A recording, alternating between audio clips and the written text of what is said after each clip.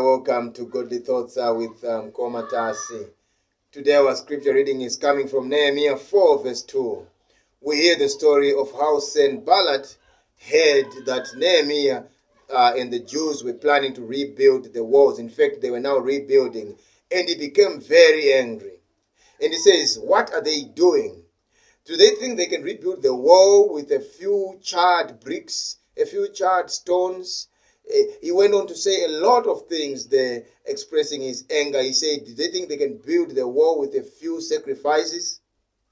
Let me tell you the truth. Your life may be a wreck right now, but there's some people who are comfortable with it just as it is.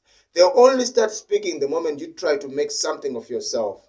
They accept you as an uneducated person, and they are happy with you that way. The moment you start trying to look for books and trying to read and better yourself, you will know who is the Sanballat that is in your life.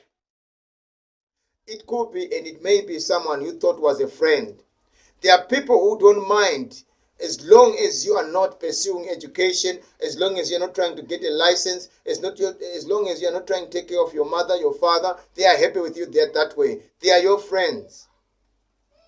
The more you start spending time reading books, the more you start spending time rebuilding broken relationships, the more you start spending time trying to go back to church, the more you start spending time trying to make something out of yourself, you will start hearing the criticism.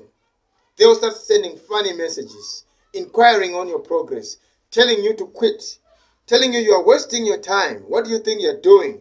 We tried that, it doesn't work. Telling people that he is wasting his time. If I were him, I would just sit down. What does he think he can become? What does he think he can make of himself? You see, sometimes people are comfortable with us when we are nothing. When we try to become something, they are intimidated to the point of fighting us. I've seen instances where even siblings, members of the same family, fight each other so much they become enemies, mortal enemies. They end up doing strange things, going to traditional healers, going to witch doctors, and members of the apostolic sect, those who do the juju thing, to try and fight that person's life. Because that person is now making something out of their life, and soon enough, it will be clear that they were not useless. Soon enough, they will prove us wrong, that whatever we thought about them, we thought they were useless, we thought they cannot amount to anything, now they are amounting to something.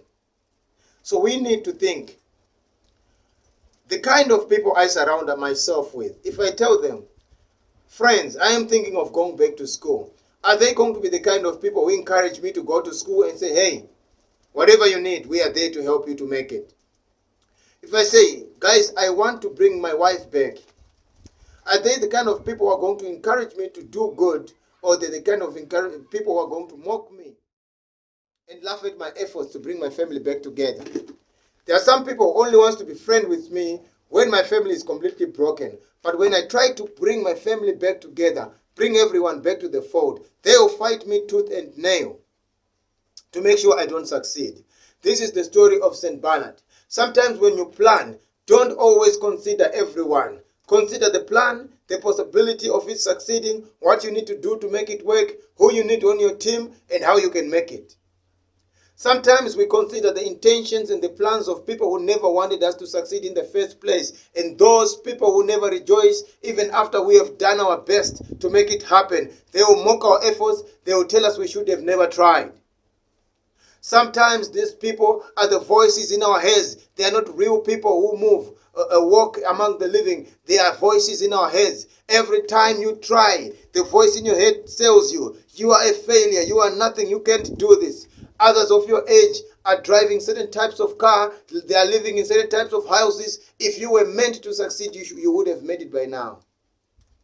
Let me tell you the truth. Those voices in your head are really just the devil whispering in your mind, whispering and trying to discourage you from moving forward. You need to say to those voices and not to yourself, because it is not yourself which is discouraging you. It is mostly the devil who discourages you. You need to say to the devil, leave me alone.